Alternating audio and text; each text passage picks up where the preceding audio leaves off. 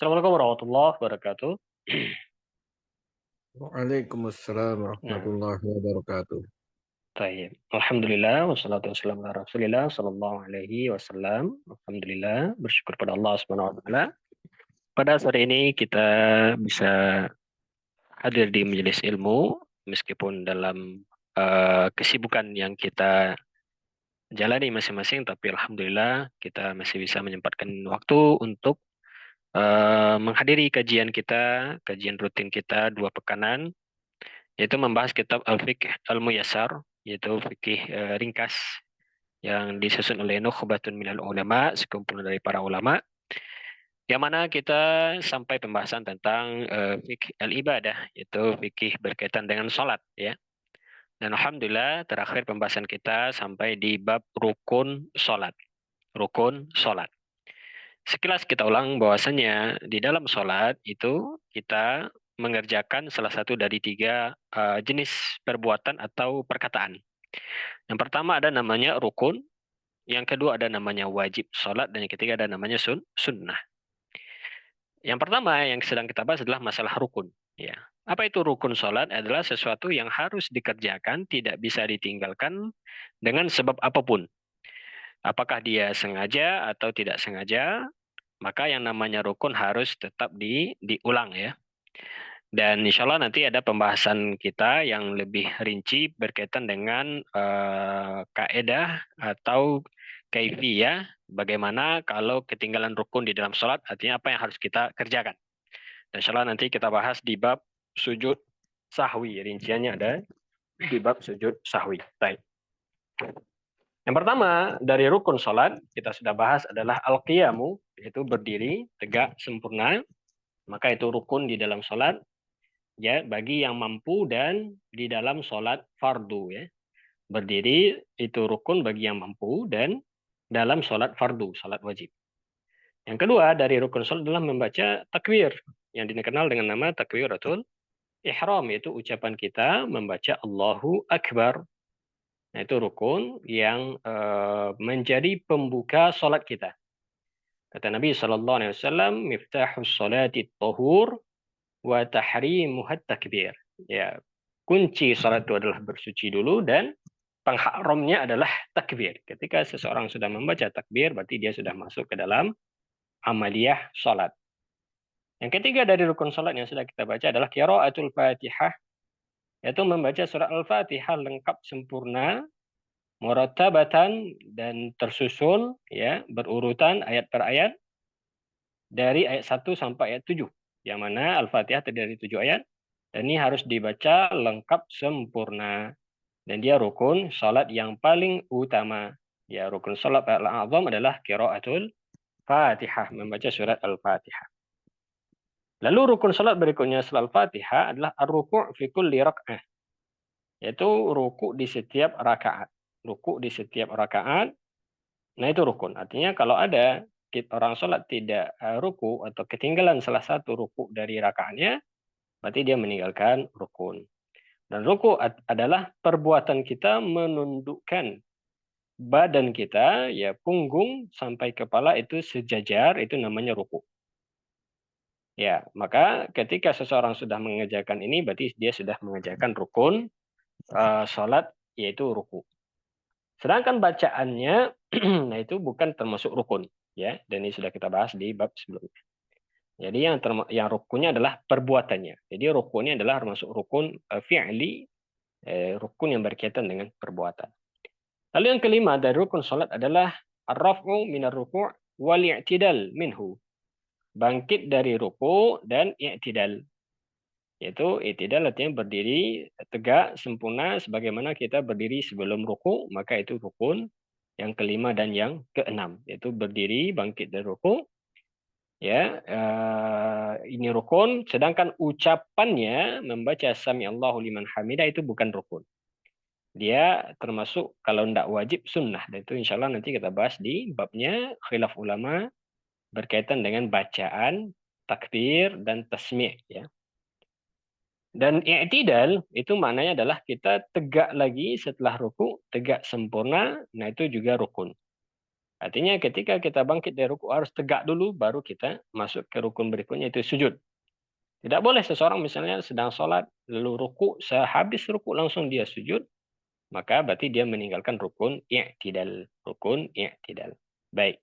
Sampai di sini pembahasan kita di bab sebelumnya. Kita masuk rukun yang baru, yang ketujuh dari rukun sholat adalah as-sujud. Adalah as-sujud. Baik, kita baca ini. Sujud, apa itu sujud? Sujud itu adalah perbuatan kita eh, me- meletakkan tujuh anggota tubuh kita ke tanah. Itu namanya sujud. Dan sujud ini rukun fi'li. Ya, dia bukan rukun qauli, dia rukun perbuatan. Dan sujud ini rukun. Mana dalil bahwasanya sujud rukun? Yang pertama firman Allah Subhanahu wa taala dalam banyak ayat dalam Al-Qur'an, Allah berfirman wasjudu. Ya, irka'u wasjudu. Dalam surah Baqarah juga ada itu. Irka'u wasjudu. Usjudu ini fi'il amr, perintah yang menunjukkan dia wajib, artinya sujudlah kalian kepada Allah Subhanahu wa taala. Dalam surah Al-Hajj ayat 77, maka perintah menunjukkan wajib. Wa liqaulihi sallallahu alaihi wasallam, dalil yang kedua bahwasanya sujud itu rukun adalah hadis Nabi sallallahu alaihi wasallam fi haditsil musi, ya, berkaitan dengan hadis seseorang yang salah dalam sholatnya. Apa kata Nabi sallallahu alaihi wasallam kepada dia yang salah? Tsummasjud hatta tatma'inna sajidan. Kemudian sujudlah kamu, ya, dan ini perintah. Usjud ini kalimat perintah. Sampai kamu tumak ninah di dalam sujud. Maka sujud itu rukun dengan banyak dalil dari Al-Quran dan dari sunnah dan dari ijma'. Sepakat semua ulama bahwasanya sujud adalah rukun salat. Wa yakunu sujudu fi kulli rak'atin marrataini. Dan sujud itu rukun di dalam salat di setiap rakaat 2 kali. Ya, maka dia rukun dalam salat kita 2 kali setiap rakaat. Berarti kalau kita salatnya salat subuh misalnya, berarti sujudnya ada 4 sujud. Karena 2 rakaat, setiap rakaat 2 sujud. Kalau sholat zuhur berarti 8 sujud. Ya, 4 kali 2, 8 sujud. Maka sujud setiap rakaat ada 2 kali. Alal a'dha'is sab'ah, ini tadi kita sebutkan. Dan sujud wajib di atas 7 anggota tubuh. Al-madhkuratu. Al-madhkurati fi hadis Ibni Abbas. Yang mana 7 anggota tubuh ini ada disebutkan dalam hadis Ibnu Abbas. Hadis yang sahih, riwayat Imam Bukhari dan Muslim.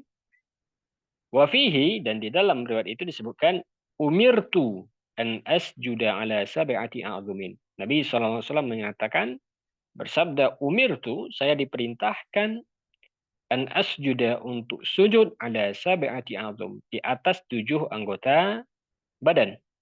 Sab'ati a'zum artinya 7 tulang, ya, sujud di atas 7 tulang. Mana yang 7? Pertama al-jabahatu. Al-jabahah maknanya adalah kening atau dahi. Wa asyara biyadihi ila anfi. Dan Nabi SAW ketika menyebutkan dahi, beliau juga memberi isyarat ke hidung beliau. Wa asyara biyadihi ila anfi. Ya, dan nanti akan kita sebutkan bagaimana hukum hidung ketika sujud, apakah dia harus atau dia sunnah atau gimana pilihan. Nah, nanti kita jelaskan. Baik, yang pertama adalah kening atau dahi, termasuk di dalamnya hidung. Wal yadaini, lalu kedua tangan. Tangan di sini maksudnya adalah kedua telapak tangan. Ya, berarti sudah 3. Warukbataini, kedua lutut kiri kanan, berarti sudah 5. Wa atrafil qadamaini, dan jari atau ujung-ujung jari kaki. 2 kaki kita, maka jari-jarinya juga harus ditempelkan ke tanah. Maka dengan begini dapat kita 7 anggota tubuh yang harus ditempelkan atau mengenai tanah ketika sujud. Baik, inilah berkaitan dengan sujud yang ada di buku kita.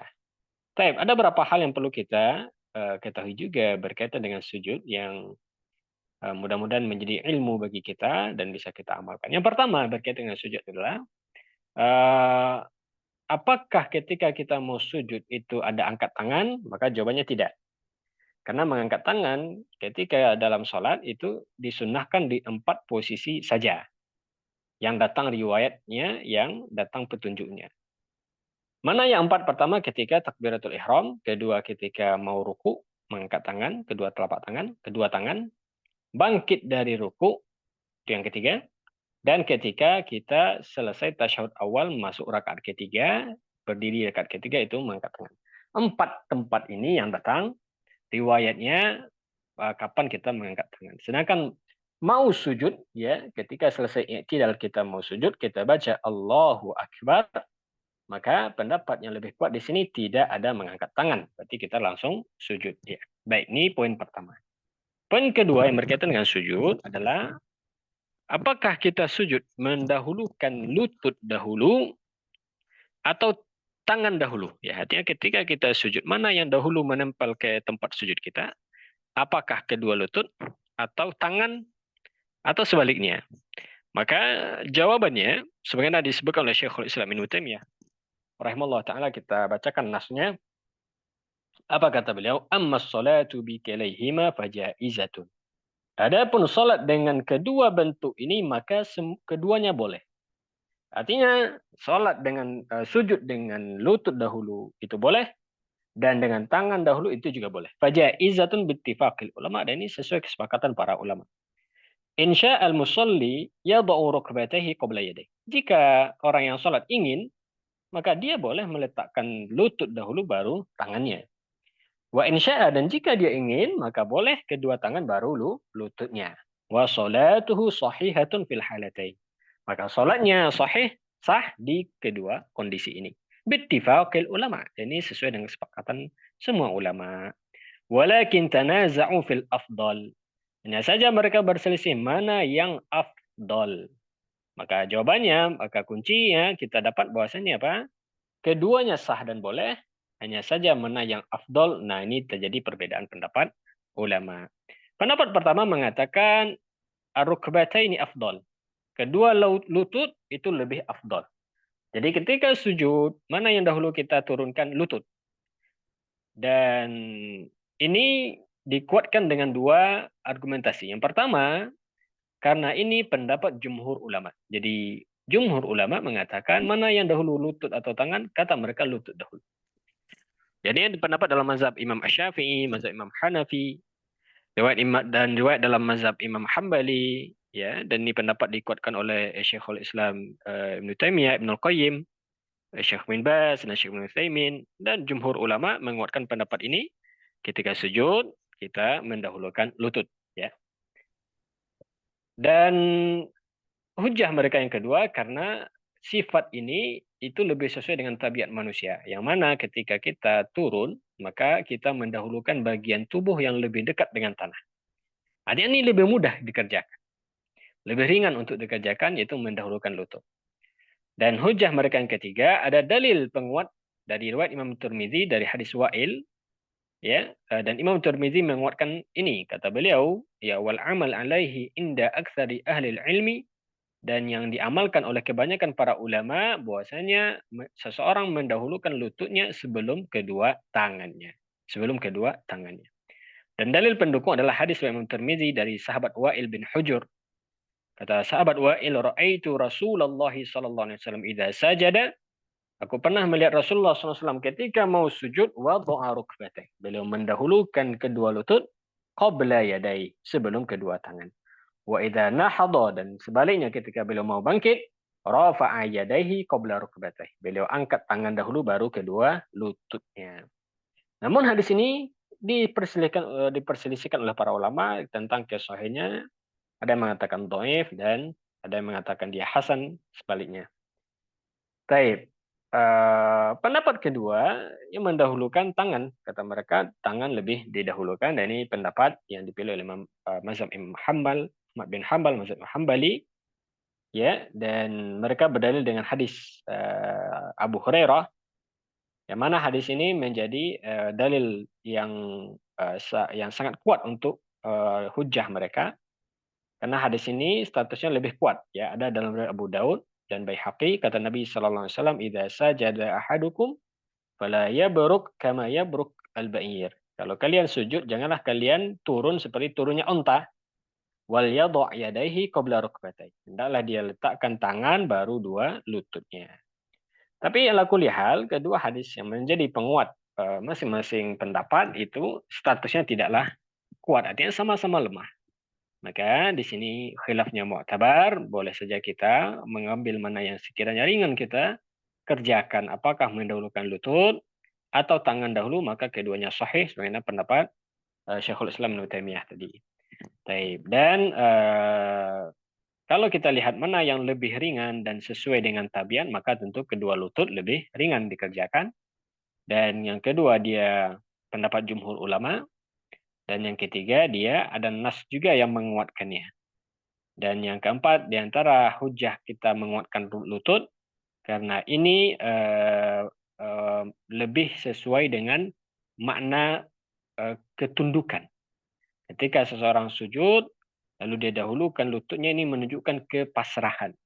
Ya, ketika seorang misalnya disuruh untuk sujud di tanah, dia ditangkap misalnya, disuruh sujud, maka dia mendahulukan lututnya menunjukkan kepasrahan. Taib ala kulli hal, ini terjadi perbedaan pendapat ulama. Berikutnya berkaitan dengan sujud adalah masalah tadi yang kita sebutkan. Apakah wajib sujud dengan anggota 7 badan? Jawabannya iya. Dan yang 7 tadi sudah disebutkan dalam hadis Nabi SAW. Mana saja yang 7. Dan terjadi khilaf perbedaan pendapat ulama masalah hidung. Apakah dia harus bertemu ya dengan tanah atau cukup dahi saja? Apakah hidung harus atau cukup dahi saja? Maka pendapat pertama menyebutkan bahwasanya ketika sujud, maka yang wajib adalah dahi kening. Sedangkan hidung itu sunnah. Dan ini pendapat dalam mazhab Imam Asy-Syafi'i. Kata mereka, yang wajib ketika sujud adalah menempelkan kening atau dahi, hidung itu sunnah. Pendapat kedua mengatakan keduanya wajib bertemu. Ya, wajib menempel dengan tanah. Tidak boleh seseorang misalnya kening saja lalu hidung tidak, atau hidung saja tapi kening tidak. Dan ada pendapat yang ketiga mengatakan boleh memilih salah satu, ya, kening boleh atau hidung. Artinya kalaupun tidak kening maka hidung saja, kalau tidak hidung kening saja. Maka terjadi perbedaan di sini. Ala kulli hal, pendapat yang lebih sesuai dengan riwayat yang datang, Allah alam, adalah pendapat dalam mazhab Imam Syafi'i bahwasanya yang wajib kening hidung itu sunnah. Artinya ketika kita sujud ada bagian dari hidung yang tidak menempel, maka salatnya sah insyaallah taala. Meskipun yang afdolnya tentu kita menekan atau mempertemukan dua tulang ini, yaitu dahi dengan hidung, ke tempat sujud kita, ini yang lebih afdol, ini yang lebih afdol. Hanya saja itu tadi, ya dari dua anggota tadi maka yang wajib adalah kening. Sedangkan hidung itu sunnah. Baik. Berikutnya berkaitan dengan sujud adalah dibahas oleh para ulama di sini. Ketika kita sujud, ada dari 7 anggota tubuh yang tidak menempel, bagaimana hukumnya? Misalnya kita dapati orang sujud, kakinya tidak menempel dengan tanah. Atau lututnya satu misalnya tidak bertemu dengan tempat sujud. Maka pendapat yang paling kuat, kalau dia sengaja maka sholat batal, tidak sah. Ya, karena sujud baru dikatakan sujud kalau dia mempertemukan 7 anggota tubuh. Kalau dia sengaja tidak mempertemukannya, maka sholat tidak sah. Dan ini disebutkan oleh Imam An-Nawawi rahimahullah ta'ala. Kata beliau, adapun kedua tangan, lutut, dan kaki, apakah wajib sujud di atas keduanya? Maka dua pendapat dalam mazhab Imam Syafi'i, kata beliau. Pendapat pertama tidak wajib, tapi mustahab. Artinya di sunnah muakkadah. Pendapat kedua wajib, dan ini yang pendapat yang lebih kuat, wajib dari 7 tadi bertemu dengan tanah, dan ini dikuatkan oleh Imam Mazhab, oleh Imam Asy-Syafi'i langsung, ya. Kalau ada satu dari anggota yang 7 tidak bertemu dengan tempat sujud, maka sujudnya tidak sah. Maka wajib diperhatikan ketika kita sujud, ya pastikan 7 anggota sujud, anggota badan tadi memang bertemu dengan tanah tempat kita sujud. Yaitu dahi, termasuk dalamnya hidung, kedua tangan, telapak tangan, lalu kedua lutut, dan kedua kaki, jari-jari kaki. Ya, maka ini dipastikan harus bertemu dengan tanah tempat sujud semampu kita, ya maka kita lakukan.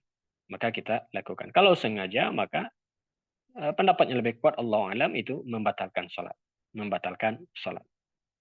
Tapi berikutnya yang berkaitan juga dengan sujud menjadi poin ilmu juga bagi kita adalah masalah dahi, apakah boleh dia terbuka atau tertutup ketika sujud. Dan ini sering ditanyakan masalah misalnya ketika laki-laki sholat, ya, dia memakai kopiah, sorban, peci misalnya dan kawan-kawannya. Lalu ketika dia sujud terhalang keningnya dari tempat sujud oleh sorbannya, oleh kopiahnya. Bagaimana hukum sujudnya? Begitu juga misalnya perempuan ketika sholat mukenahnya ya menghalangi dahinya dari tempat sujud. Maka ada dua pendapat di sini. Pendapat yang pertama mengatakan wajib dahi terbuka ketika sujud, baik laki-laki maupun perempuan. Kalau dia tertutup maka tidak sah sholat, batal sholatnya. Dan ini disebutkan oleh Imam An-Nawawi rahimahullah taala. Ya, kata beliau jika dari anggota tubuh tersebut tidak menyentuh lantai maka sholatnya tidak sah. Ya, bukan berarti telapak kaki dan lutut harus dalam keadaan terbuka karena kalau telapak kaki dan lutut itu kan aurat, maka dia boleh tertutup bagi wanita. Adapun untuk telapak tangan wajib terbuka kata beliau dan untuk dahi juga wajib terbuka. Juga wajib terbuka. Taib. Maka dari sini masalah dahi apakah dia boleh tertutup? Maka kita lihat dari pendapat yang ada, mayoritas ulama mengatakan dia harus bertemu langsung dengan tempat sujud meskipun sedikit dari dahi kita. Artinya tidak wajib meletakkan seluruh dahi, tapi minimal ada bagian dari kening kita yang bertemu dengan tempat sujud. Maka ini diperhatikan. Artinya jangan sampai ketika kita sujud memang tertutup semua dahi oleh mukena, oleh kopiah, oleh sorban dan yang selainnya. Ya, maka ini yang menjadi pendapat yang kita kuatkan. Baik. Dan sebagian ulama memakruhkan, ya sebagaimana dalam pendapat Syekh Al-Utsaimin, Muhammad Shalih bin Utsaimin, rahimahullah taala, beliau menyebutkan rincian masalah hukum bersujud di atas alas. Ya, maka beliau sebutkan 3 rinciannya. Artinya alas untuk sujud ada 3 macam. Kita sebutkan secara ringkas. Yang pertama kata beliau, alas tersebut merupakan salah satu dari anggota sujud. Misalnya dia sujud di atas telapak tangan atau dia sujud dengan kaki meletakkan kaki di atas kaki yang satu lagi, kaki kanan letakkan di atas kaki kiri misalnya. Atau dia sujud dengan misalnya tangan yang satu diletakkan ke atas tangan yang lain. Makanya seperti ini sujudnya tidak sah. Sujudnya tidak sah. Kenapa? Karena ada dari anggota sujud yang tidak bertemu dengan tempat sujud. Sedangkan yang kedua bentuknya alas tersebut bukan anggota sujud, melainkan sesuatu yang melekat di badan seperti kopiah tadi, sorban, mukena, atau baju, ya, misalnya lengan bajunya. Maka kata Syekh Al-Utsaimin rahimahullah bersujud di atas alas semacam ini makruh kecuali jika ada hajat kebutuhan. Kecuali jika ada hajat. Artinya kalau dia sujud lalu dia letakkan misalnya sarungnya sebagai alas keningnya maka ini makruh. Atau kopiahnya menutupnya maka ini makruh. Kalau ada hajat maka ini sah dan boleh. Di antara bentuk hajat di sini adalah ketika musim panas yang sangat terik misalnya dan tidak memungkinkan dia sujud langsung ke lantai maka dia boleh memberi alas dengan salah satu dari pakaiannya. Dan ini boleh. Dan ini dialami oleh sahabat Nabi SAW. Sebagaimana hadis Anas bin Malik mengatakan kami sholat bersama Nabi SAW ketika kondisi panas yang sangat panas. Maka ada di antara kami yang tidak kuat meletakkan dahinya di tanah, mereka menghamparkan ujung pakaiannya dan sujud di atasnya, maka ini boleh. Ya, karena ada hajat, ada kebutuhan, dan maka dia keluar dari kemakruhan. Sedangkan bentuk alas yang ketiga, kata beliau, adalah ketika bersujud dengan alas yang tidak termasuk pakaian yang melekat pada anggota tubuh. Misalnya seorang sujud di atas tikar, sajadah, karpet misalnya, atau keramik, atau sandal semacamnya, maka alas-alas sujud semacam ini maka boleh digunakan untuk sujud. Baik, alhamdulillah, maka poin pembahasan ini bermanfaat untuk kita, ya maka boleh saja seseorang misalnya sujud. Kalau tidak ada hajat, maka diperhatikan semua anggota sujud ini sebisa mungkin menempel dengan tanah, ya termasuk dahi, hidungnya, kedua telapak tangan, lutut dan kakinya.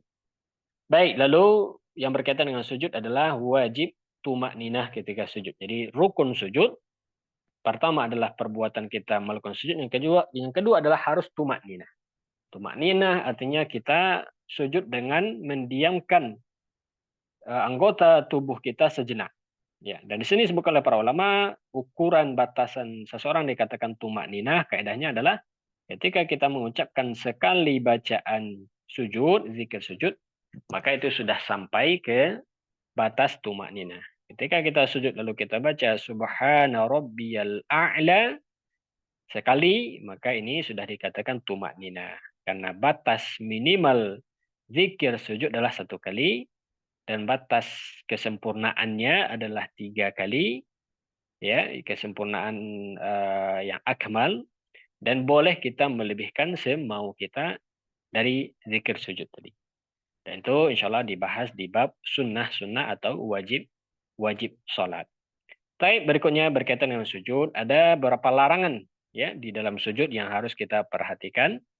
Yang pertama adalah jangan sampai ketika sujud, yaitu kedua tangan kita menempel ke tanah, ya lengan sampai siku tidak boleh menempel ke tanah. Artinya harus direnggangkan, harus direnggangkan. Ketiak lengannya harus dibuka. Dan ini disebutkan dalam hadis Nabi SAW, riwayat Imam Barra, sahabat Al-Barra, "Idza sajadta fadha' kaffaika warfa' mirfaqaika." Kalau engkau sujud, letakkanlah kedua telapak tanganmu dan angkatlah kedua sikumu. Nah, maka ini diperhatikan ketika sujud, jangan sampai kita menempelkan lengan kita sampai siku ke tanah. Artinya kita angkat siku kita. Berikutnya juga di antara sunnah dalam sujud, tangan direnggangkan, ketiak dibuka.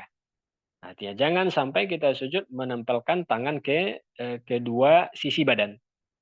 Ya berdasarkan hadis Nabi SAW yang tadi warfa' mirfaqaika, angkatlah kedua sikumu.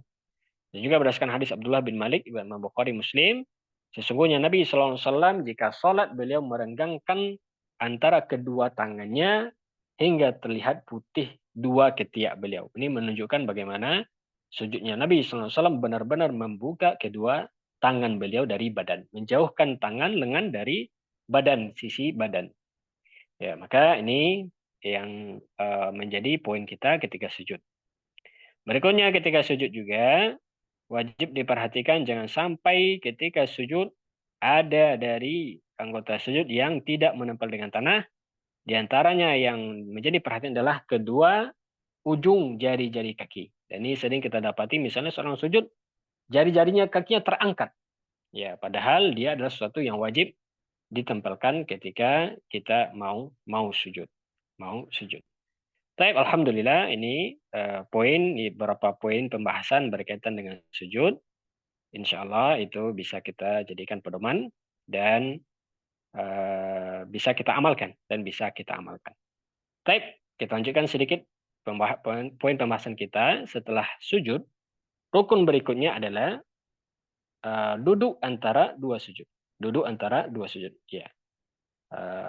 Rukun yang ke-8 dan yang ke-9, ar-raf'u minas sujud wal julusu baina sajdataini. Liqaulihi sallallahu alaihi wasallam lil musii tsumma rfa' hatta tatma'inna jalisan. Rukun yang ke-8 dari rukun salat adalah bangkit dari sujud dan duduk antara dua sujud.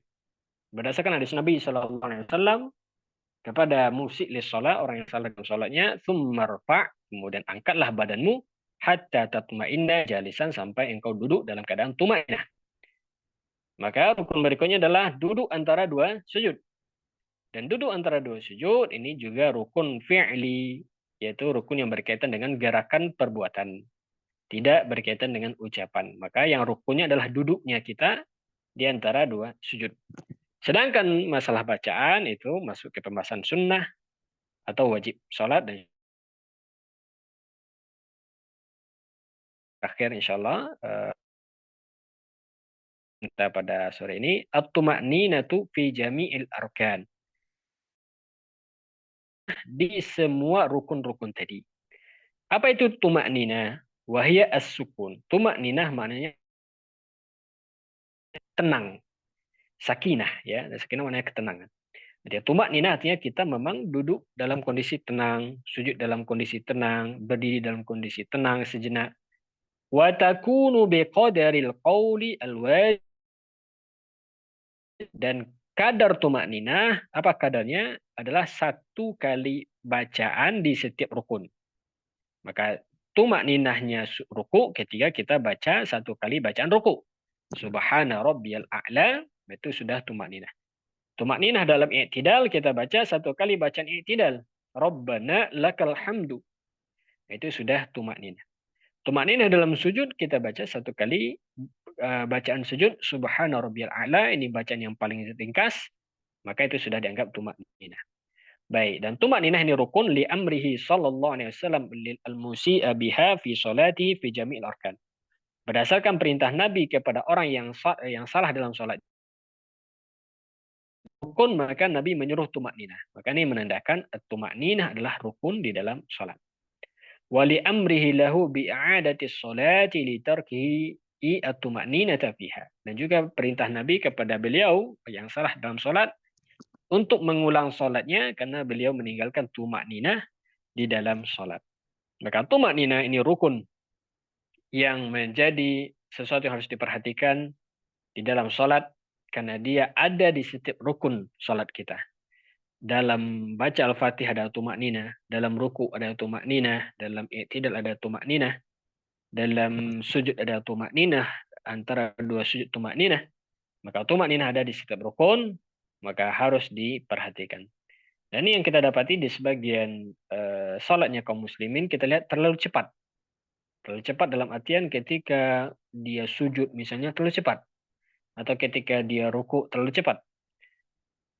Cepat di sini tentu kalau dia bisa sempat membaca satu kali bacaan maka sudah tumakninah. Ya, artinya dia sah, tapi tentu diperhatikan kemaslahatan untuk kaum muslimin kalau dia menjadi imam. Maka kalau kita sholat sendiri, maka tidak masalah. Kita misalnya membaca satu kali bacaan sudah cukup. Tapi kalau kita jadi imam sholat, maka beri kesempatan untuk makmum untuk membaca. Maka jangan sampai ketika kita jadi imam terlalu cepat ya sujudnya, terlalu cepat misalnya Al-Fatihahnya rakaat ketiga keempat misal atau di salat sirriyah terlalu cepat misalnya duduk antara dua sujudnya. Ya kadang malahan makmum belum sempat duduk sudah harus sujud lagi. Maka ini harus diperhatikan masalah rukun tumak-ninah. Baik, alhamdulillah kita cukupkan di sini sampai poin ke-10 dari rukun salat. Insyaallah kita lanjutkan di bab berikutnya poin ke-11, 12, 13 dan 14. Masalah tasyahud akhir ini insyaallah kita jadikan di pekan berikutnya karena di bahasan yang penting kita ketahui insyaallah taala. Baik, barakallahu fikum jazakumullah khairan. Kita cuma di sini ada pertanyaan, tafadhalu. Silakan kalau ada yang mau bertanya berkaitan dengan poin pembahasan kita tentang sholat atau pembahasan sebelum-sebelumnya. Silakan. Ada di chatroom Ustaz. Baik, ada cenderung dari Pak Gunadi. Bismillah, izin bertanya Ustaz, terkait larangan menempelkan lengan kepada badan ketika sujud. Apakah ini berlaku ketika munfarid saja atau juga ketika berjamaah? Nah, barakallahu fikum. Baik, pertanyaan yang bagus sekali berkaitan dengan sunnahnya sholat ketika sujud. Kita ada larangan dari Nabi SAW untuk menempelkan lengan. Jangan sampai menempel dengan tanah atau menempel dengan badan ya. Artinya dia dibuka dan siku diangkat. Siku diangkat, lengan dibuka. Kan itu sunnahnya. Tapi ketika kita berjamaah, ya, maka ada kondisi misalnya kita tidak mungkin melakukan hal ini.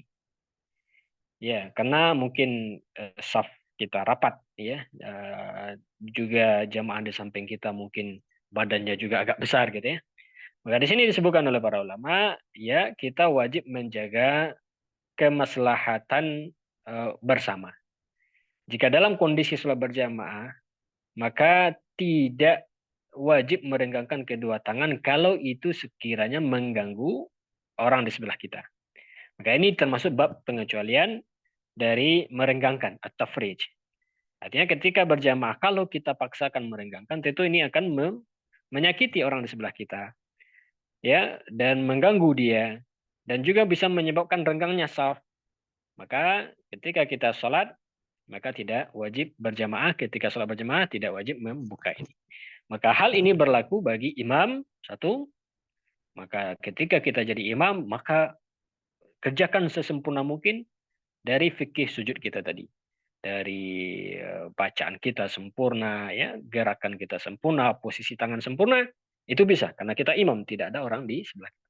Dan juga sholat sendiri wal munfarid. Dan munfarid maka kita berusaha sesempurna mungkin. Sedangkan ketika berjamaah maka diperhatikan kondisi. Kalau tidak memungkinkan maka tidak masalah. Tarkus sunnah lidaf'il adza aula, ini kaidahnya. Meninggalkan yang sunnah untuk mencegah kegangguan, menyakiti orang lain, ini lebih utama daripada melakukan sunnah tapi itu berakibat untuk mengganggu. Maka di sini terdapat ada maslahat, ada mudarat, maka dilihat mana yang lebih besar, masalahnya atau mudaratnya. Kalau kita mengajarkan sunnah tapi mendatangkan mudarat yang lebih besar, maka meninggalkan sunnah lebih utama. Allah alam bisawab. Tanya dikit, Pak. Baik, Pak Ayah, tafadhal.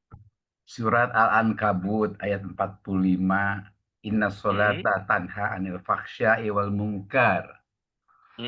Yaitu sebetulnya substansinya gimana? Memang tuntunannya begitu. Faktanya kan Pak, di lapangan kita masih terus aja fahsya mungkar. Karena godaan nafsu, karena hati yang tidak bersih. Supaya sholat-sholat ini benar-benar tanha anil fahsya wal mungkar, minimal mayoritas lah, jangan sampai bolong semua gitu Pak. Gimana tuh Pak? Dari sahabat, dari Rasul, gimana tuh anunya cara-caranya itu?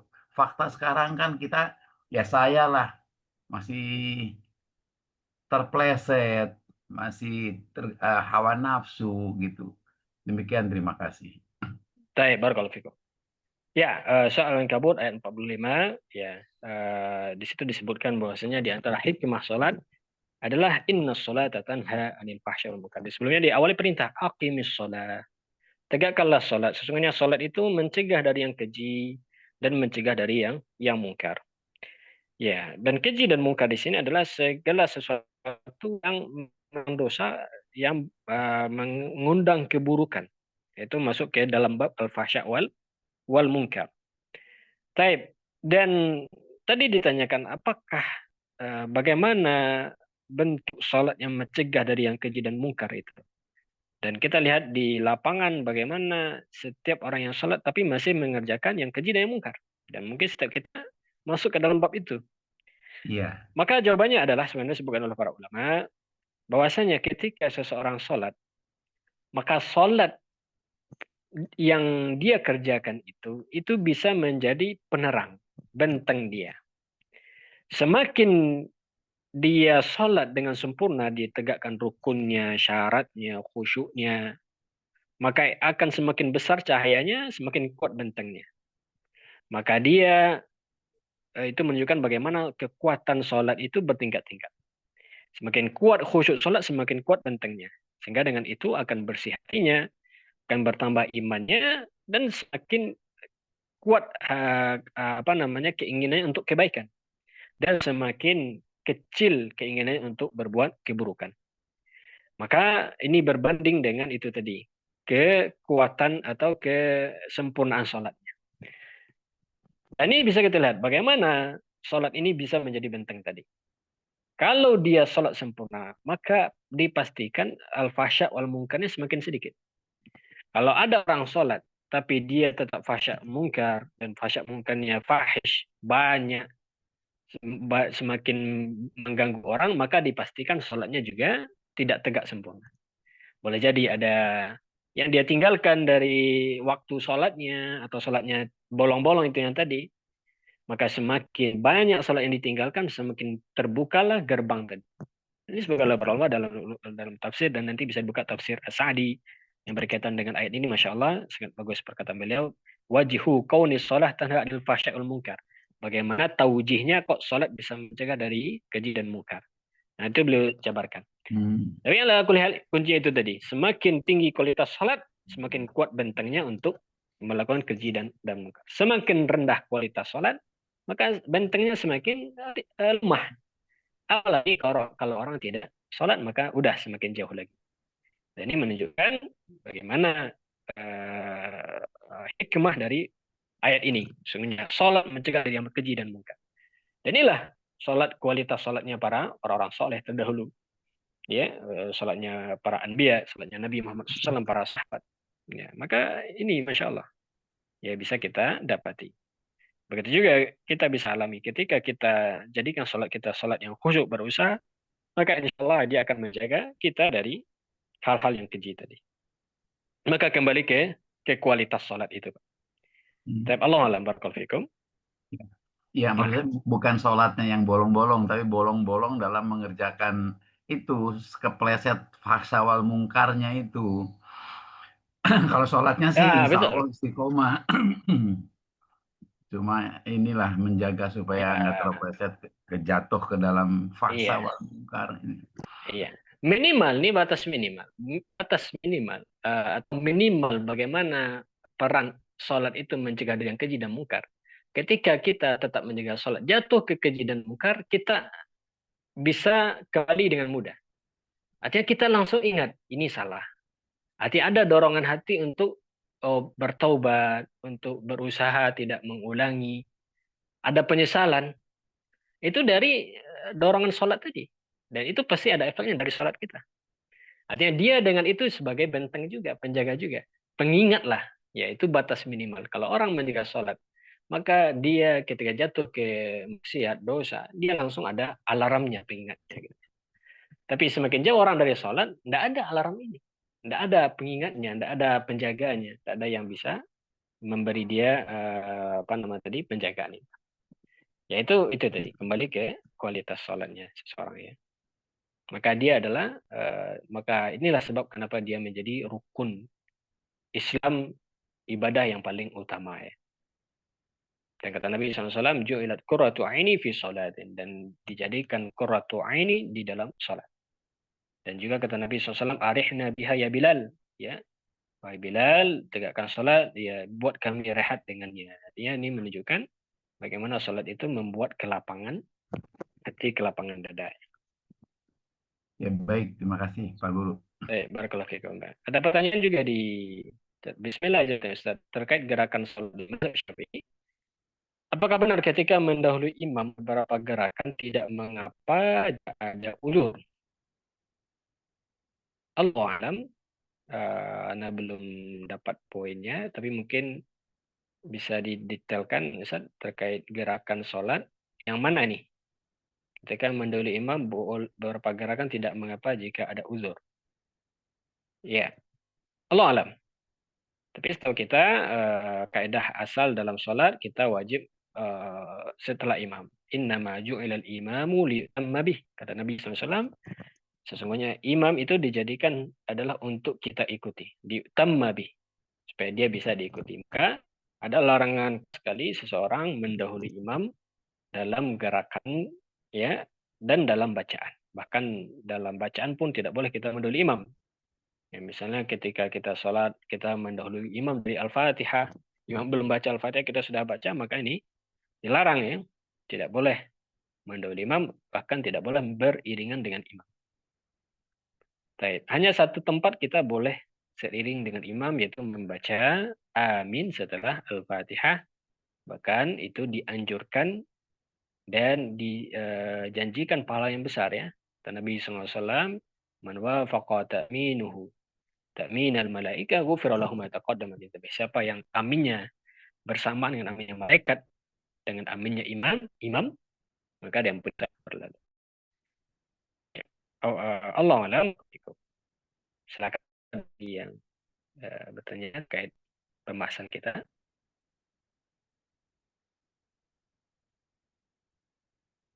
Baik, cukup sampai di sini insyaallah. Alhamdulillah.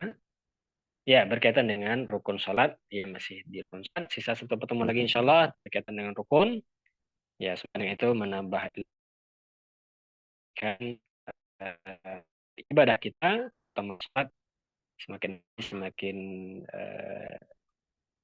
bagus kualitasnya karena kita sholat berdasarkan dengan ilmu, ya. Artinya ketika kita sholat dan mengetahui ilmunya, ya, mana yang wajib, mana yang sunnah, maka itu pasti akan memberi pengaruh dalam. Ketika kita tahu itu rukun, maka kita berusaha mengerjakan. Ketika kita tahu kalau rukun yang tinggal bagaimana yang harus kita lakukan, ilmu bagi maaf atas kekurangan, semoga Allah berikan taufik dan